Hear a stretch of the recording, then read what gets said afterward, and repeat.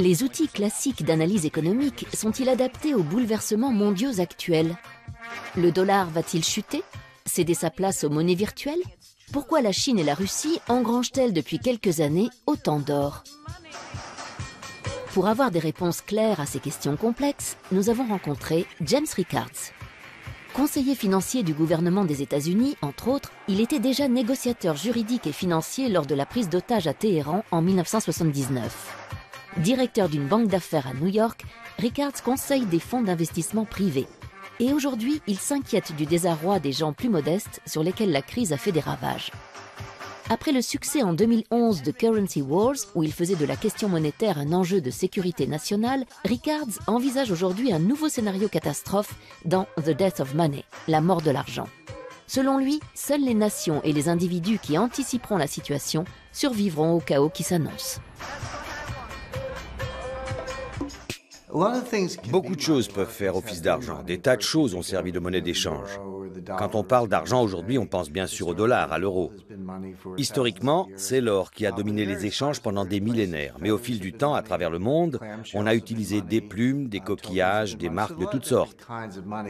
L'argent prend bien des formes, mais elles ont tout un trait commun, la confiance.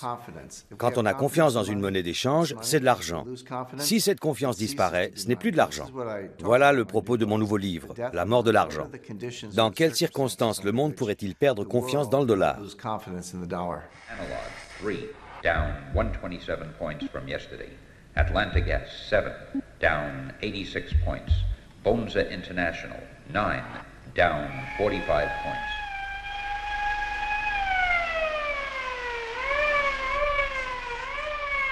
Jesus, look at that. Well, what is it? What's happening? What is it? A suicide epidemic? A war? No, the crash. The market is collapsing. En 2009, j'ai conçu et planifié le premier jeu de guerre financier. Ce projet a été financé par le ministère de la Défense américain, par le Pentagone, et réalisé dans un laboratoire militaire ultra secret près de Washington. J'ai engagé quelques spécialistes et nous avons échafaudé des plans en se disant « on va leur en donner pour leur argent ». C'était un jeu de guerre financier. On ne pouvait pas utiliser des armes conventionnelles, pas de bombes, pas de navires, ni de sous-marins. Nos seules armes étaient des actions, des obligations, des produits dérivés, des monnaies et des matières premières. Notre plan était le suivant. La Russie et la Chine mutualisaient leurs réserves d'or, émettaient une nouvelle monnaie indexée sur l'or par l'intermédiaire d'une banque à Londres et d'une chambre forte en Suisse. Ensuite, ces deux pays annonçaient qu'à l'avenir, les exportations énergétiques russes et les produits manufacturiers chinois devraient impérativement être réglés dans cette nouvelle devise. On tourne le dos au dollar, on va détruire le système fondé sur le dollar. Voilà le scénario que nous avons développé, et on s'est moqué de nous. Des professeurs de Harvard ont déclaré « C'est ridicule, l'or ne joue plus aucun rôle dans le système monétaire, c'est une référence du passé. » Eh bien, vous savez quoi? Depuis 2009, la Russie a augmenté ses réserves d'or de 70%, la Chine de plusieurs centaines de pourcents. On voit les Russes s'en prendre aux États-Unis en menant une guerre financière. Ce que nous avions imaginé est en train de se réaliser.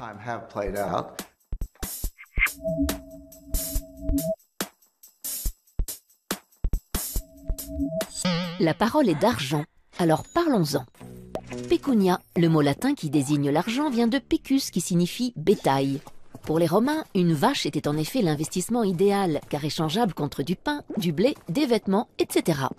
Mais le principe du troc montre rapidement ses limites. En 500 avant Jésus-Christ, l'empereur Crésus fait frapper la première pièce d'or, d'où l'expression « être riche comme Crésus ». La monnaie papier est créée 1500 ans plus tard, en Chine, sous forme d'une attestation de dépôt. C'est le premier pas vers la virtualisation de l'argent. Le paiement sans espèces apparaît au XIIIe siècle à Florence. Les riches commerçants signent des ordres de virement d'un compte à l'autre. Les premières cartes de crédit sont utilisées aux États-Unis dès la fin du XIXe siècle. Et l'année 2009 voit l'apparition du Bitcoin, la première monnaie 100% virtuelle. Elle n'est émise par aucune banque nationale et les transactions sont gérées selon un système aléatoire par un réseau d'ordinateurs. L'avenir dira si le Bitcoin est une monnaie sûre. Bien sûr, les États-Unis sont la première économie mondiale. C'est de loin le plus important marché obligataire dans le monde. La plus grande partie des réserves de change est libellée en dollars. Une crise du dollar, une crise de la dette souveraine américaine plongerait le monde entier dans la crise. Le système monétaire international s'est effondré 3 fois au cours des 100 dernières années, en 1914, en 1939 et en 1971. Ce genre de phénomène se produit tous les 30 ou 40 ans. Quand cela arrive, ce n'est pas la fin du monde. On ne retourne pas vivre dans des cavernes. Concrètement, les grandes puissances financières et commerciales se réunissent et rédigent de nouvelles règles du jeu. L'expression n'est pas de moi. Elle apparaît il y a plus d'un siècle pour décrire le fonctionnement du système monétaire international. Quand le système monétaire international s'effondre, ce qui devrait à mon sens se produire prochainement, il faut définir de nouvelles règles du jeu. Mais quelles sont ces règles et comment les gens peuvent-ils s'y préparer? L'illusion monétaire est un concept économique, je ne l'ai pas inventé. Concrètement, quand un gouvernement commence à faire tourner la planche à billets, l'inflation n'apparaît pas partout de la même façon. C'est un peu comme jeter un caillou dans une mare, les ondes de choc se propagent graduellement.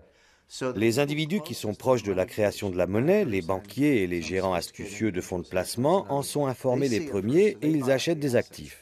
Puis les ondes se propagent et l'inflation se généralise. On constate une inflation de certains actifs, un accroissement des prix à la consommation. Quand l'investisseur lambda entre en scène, il est trop tard. La valeur de la monnaie a été détruite et les gens bien informés ont accaparé toute la richesse. L'illusion monétaire caractérise la première phase, quand la situation paraît prometteuse alors que l'on fait juste tourner la planche à billets. Plus tard, l'illusion se dissipe.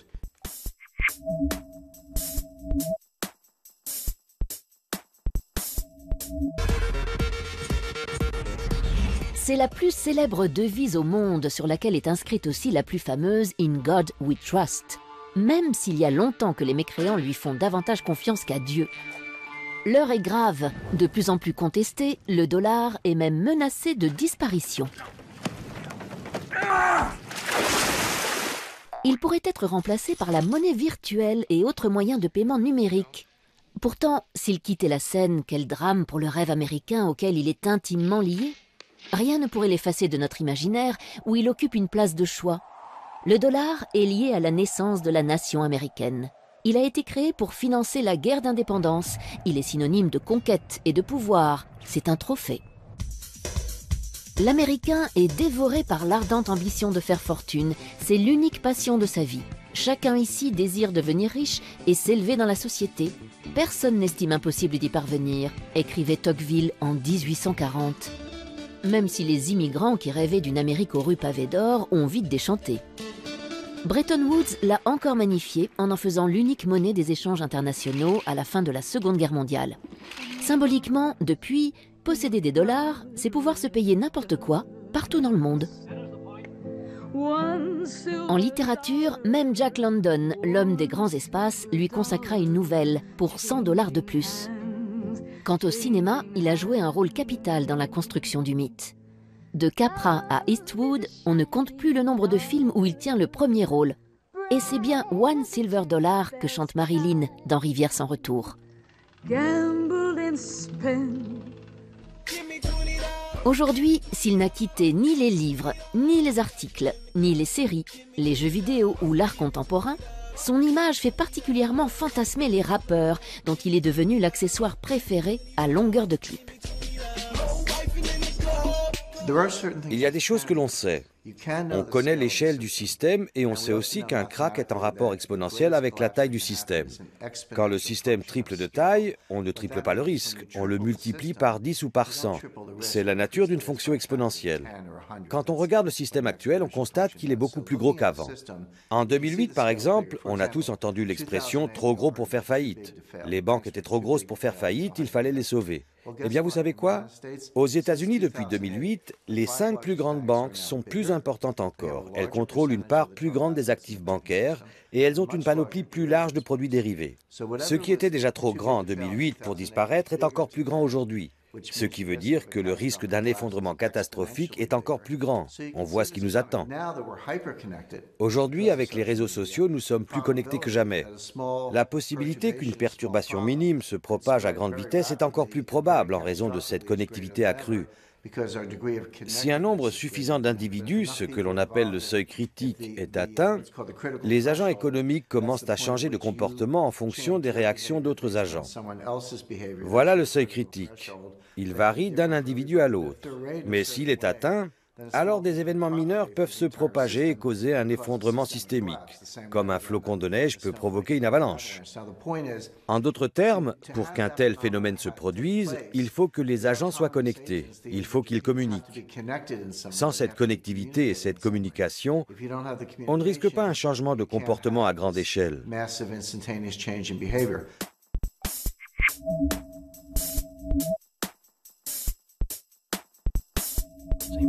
Qu'est-ce qu'un trader? Un opérateur de marché qui vend et achète des actions boursières de façon désormais totalement numérique. Depuis quelques années, il est devenu un personnage sulfureux et romanesque, comme un bandit ou un justicier. Caractéristique, il va vite, très vite, parfois aidé de quelques produits illicites. Il est riche, merci les primes, sa copine est belle, mais pas son langage.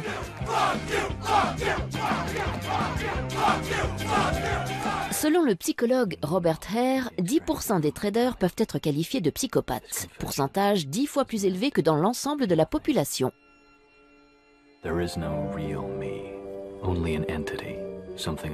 Peu à peu remplacé par des machines, le trader devient-il lui-même un algorithme susceptible de dérégler le système?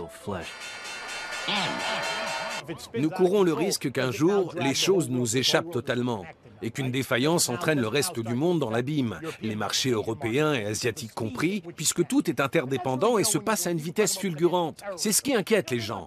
Quand on parle de terrorisme financier, on ne pense pas seulement au piratage des comptes bancaires, mais aussi à ce qui se passe dans les salles des marchés du monde entier. Parfois, la cote du trader s'effondre ou augmente par ailleurs, comme celle de Jérôme Kerviel, accusé par la Société Générale pour laquelle il travaillait de lui avoir fait perdre 5 milliards d'euros en janvier 2008. Accusé d'abus de confiance, faux et usage de faux, il a depuis été désigné par des centaines d'internautes comme le David de la finance contre le Goliath bancaire. Son jugement en cassation vient de supprimer sa dette de 4,9 milliards d'euros. Il a aussi rencontré le pape et entamé une marche Rome-Paris pour sa rédemption et pour changer son système de valeurs. Malheureusement, le pouvoir financier est global. Cela ne devrait pas être le cas. La finance et la banque devraient faciliter le commerce, pas le dominer. Les banquiers sont des parasites du système. Ils confisquent de la richesse dans le système. Ils ne créent pas de richesse. Qui crée de la richesse? Les inventeurs, comme Bill Gates ou Steve Jobs, ou des inventeurs en Europe, des créateurs d'entreprises, des gens créatifs. Voilà les vrais créateurs de richesse. Les banquiers ne créent pas de richesse. Ils s'approprient de la richesse grâce à un système perverti. Il faut renverser ce modèle de la finance. Il ne faut pas l'éliminer mais l'encadrer pour qu'il serve les échanges. Je comprends le fonctionnement du système et depuis que je m'occupe de finance, je suis scandalisé par sa dégradation. Le service a fait place à la cupidité. La création de valeur ajoutée a été remplacée par l'extorsion de richesse. Il est grand temps de le dénoncer.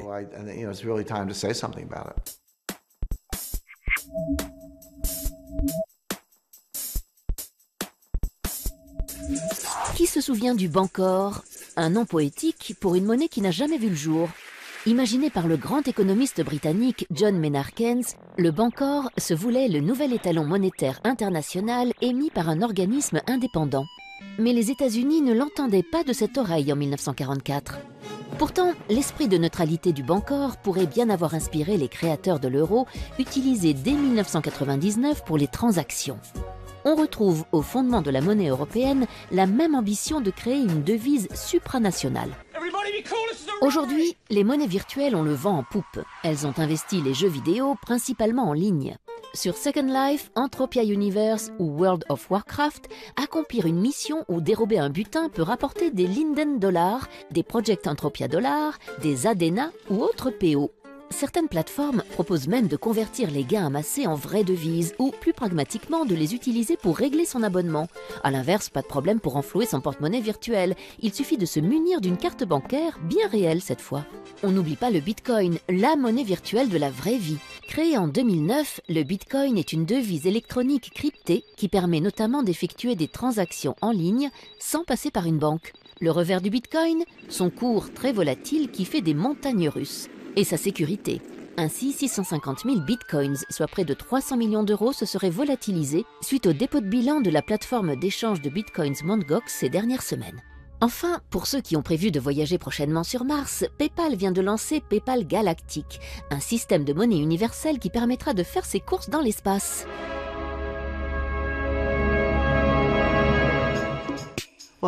On parle beaucoup du Bitcoin en ce moment, cette monnaie virtuelle ou numérique. Mais le dollar est une monnaie numérique, l'euro aussi. On a peut-être quelques billets dans notre portefeuille, mais la très grande majorité des transactions est numérique. Le seul instrument financier qui n'est pas numérique, c'est l'or. Le Bitcoin est sans doute une forme de devise. Je ne nie pas qu'il intervient dans des transactions, qu'il est thésaurisé. C'est une unité de compte de la richesse, donc il satisfait aux critères d'une devise. Mais faut-il craindre une rupture de la confiance? Le problème avec le Bitcoin, c'est qu'il n'a pas encore parcouru un cycle. Nous ne savons pas vraiment comment il pourrait se comporter. Il y a des tas de gens qui perdent de l'argent, il y a des escroqueries, des bitcoins qui disparaissent. La sécurité du système est sujette à caution. Les gens qui plébiscitent le Bitcoin sont soit des technophiles, des fanats d'informatique style Silicon Valley, ou des libertaires, des anarchistes, qui détestent les gouvernements et qui se disent « Voilà une monnaie qui échappe au contrôle d'État, ça me plaît ». Je leur réponds « Ne soyez pas naïfs. Le gouvernement voit tout. On sait depuis l'affaire Snowden que rien n'échappe au pouvoir en place. Le gouvernement suit sans doute attentivement ce phénomène.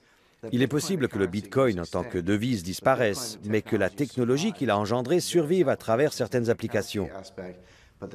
Il y a une dimension financière et une dimension technologique dans les paiements par mobile.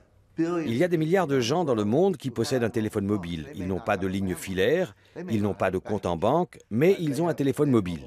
Quand on peut utiliser son téléphone pour effectuer des règlements en ligne, par le biais d'une carte de crédit, même si vous n'avez qu'un compte en banque à peu de frais, même si vous n'avez pas de compte titre, vous avez votre mobile, un peu d'argent sur votre compte, vous pouvez faire des paiements. Je peux vous transférer de l'argent, vous pouvez m'en envoyer. L'industrie des règlements par téléphone mobile se développe très rapidement. Elle est en train de bouleverser la finance. Toute cette connectivité est formidable, mais il faut comprendre que plus nous sommes connectés, plus le système prend de l'importance et plus on accroît le risque d'un effondrement catastrophique. C'est le revers de l'économie en réseau.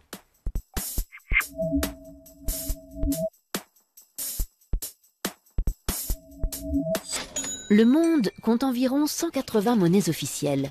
Et il y a les inofficielles, comme le Chiemgauer, dans le sud de l'Allemagne, ou la pêche, utilisée par les commerçants de Montreuil. À la bourse, le dollar, l'euro et le yen japonais sont les devises les plus en vue. La bourse la plus importante du monde est celle de Wall Street. En 2013, 7 000 milliards de dollars y ont été échangés. En deuxième position, le Nasdaq, qui est un marché boursier totalement virtuel. L'argent travaille vite, son unité de temps est la nanoseconde. Les ordinateurs traitent aujourd'hui les transactions en un milliardième de seconde. 1000 transactions en un battement de cils. En 2010, on comptait encore en millième de seconde. Ces transactions à très grande vitesse représentent 50% des échanges dans le monde, 70% aux États-Unis et 40% en Europe. Pourquoi est-ce que le dollar est la première monnaie de réserve dans le monde? Ce n'est pas lié à la devise elle-même, mais au support d'investissement libellé en dollars. Supposons que vous soyez un partenaire commercial des États-Unis et que vous encaissiez des dollars ou toute autre devise. Ce surplus, il faut l'investir. Le marché des obligations américaines, les bons du Trésor, est le seul marché au monde assez important pour pouvoir absorber l'épargne mondiale.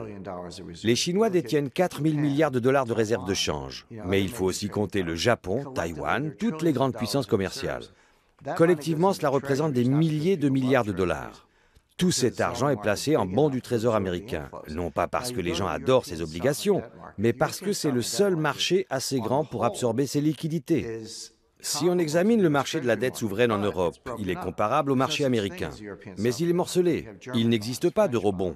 Il y a des obligations d'État allemandes, françaises, italiennes, hollandaises. Si on avait un marché unique, s'il existait des eurobonds, garantis par le crédit de la zone euro, ce marché serait plus important que celui des bons du Trésor américain. Dans quelques années, pas tout de suite, dans 2 ou 3 ans, ce marché européen existera et l'euro remplacera le dollar comme monnaie de réserve, si le système ne s'effondre pas d'ici là. Dans un monde qui ne subit pas d'effondrement, vous verrez une appréciation de l'euro. Dans un monde qui s'effondre, aucune monnaie ne sera épargnée, pas même l'euro. You're pathetic, trying to be like us. We're not trying to be like you idiot. We're much stronger than you are anyway. Our currency's the best. No, we are. No one's want to trade with you anyway. You want to bet, huh? Yes, I want to bet. You want to take that? Yes, I want to bet. People don't get quiet and go back to sleep or there will be no pocket money. No bailout and no loans. Sorry, Daddy. En matière de sagesse économique, j'apprécie par-dessus tout Angela Merkel. C'est la seule dirigeante qui comprend l'économie parce qu'elle n'est pas économiste. C'est une scientifique. Comme je l'ai expliqué, il faut aborder l'économie avec des outils scientifiques, pas de la pseudoscience. Le keynésianisme, la théorie de l'équilibre général, la valeur à risque, tous les modèles et les techniques qui sont utilisés dans la finance et la gestion du risque sont de la pseudoscience. Ils ne correspondent pas à la réalité. La théorie des systèmes complexes, la théorie des réseaux, l'analyse de la distribution du pouvoir sont des modèles qui reflètent la réalité. Angela Merkel est une scientifique, elle comprend ces phénomènes. Et elle comprend aussi que l'Europe doit être restructurée. Elle assume un rôle dirigeant dans ce domaine. En fait, toutes les grandes régions économiques, l'eurozone, les États-Unis, le Japon et la Chine doivent être restructurées. Mais seule l'Europe procède à des ajustements structurels. Les autres régions s'en remettent à des solutions monétaires, à un ajustement des liquidités.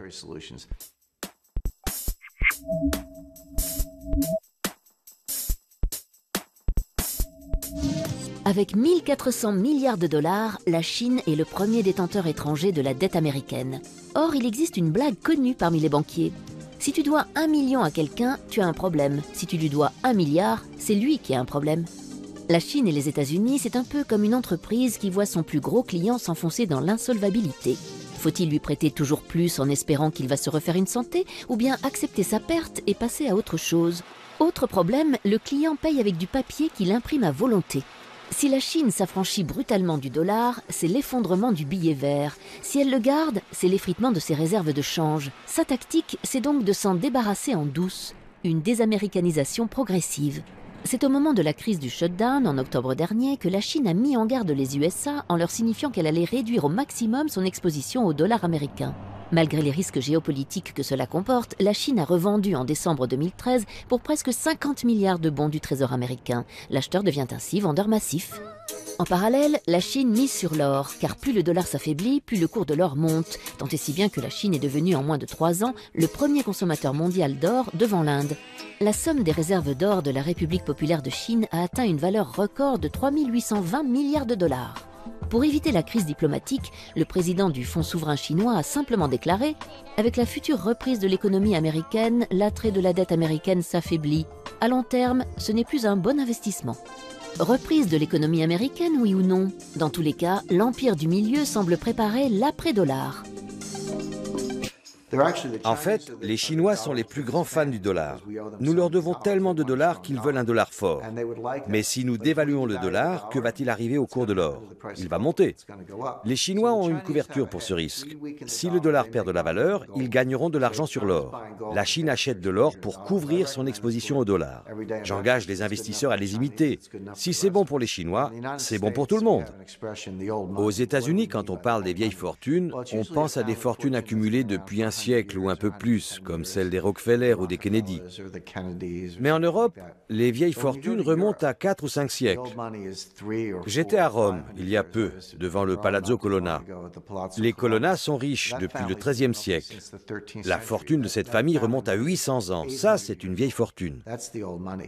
Quand on discute avec ces milliardaires européens qui gèrent cette fortune dynastique et qu'on leur demande « Vous avez su protéger votre fortune non seulement de la dépression des années 30, mais de la guerre de 30 ans, des guerres de Louis XIV, des guerres napoléoniennes, de la guerre d'Espagne. Comment avez-vous survécu à tous ces cataclysmes ?» Ils vous répondent « La règle est 3 tiers. Un tiers en or, un tiers en œuvres d'art, un tiers en propriété foncière. » Prenons l'exemple de Warren Buffett. Warren Buffett a toujours dit du mal de l'or. Mais qu'a-t-il fait? Il y a quelques années, il a acheté les chemins de fer Burlington Northern Santa Fe.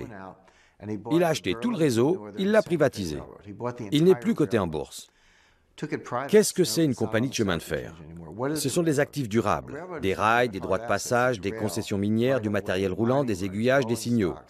Une compagnie de chemin de fer, c'est un gros paquet d'actifs durables. Comment est-ce qu'une compagnie de chemin de fer gagne de l'argent?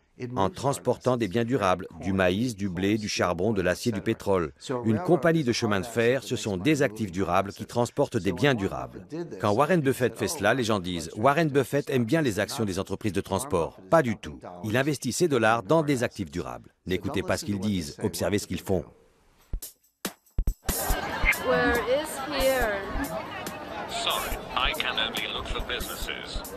Si Apple était un État, préféreriez-vous vivre en Chine ou en Apple? Les promesses du néolibéralisme se matérialisent dans les objets stylisés du géant de l'informatique. Alors, Steve Jobs ou Deng Xiaoping? L'artiste allemand Christian von Borries pose la question dans son film iPhone China. Square le rencontre à Berlin. Rendez-vous dimanche prochain à 13h sur Arte.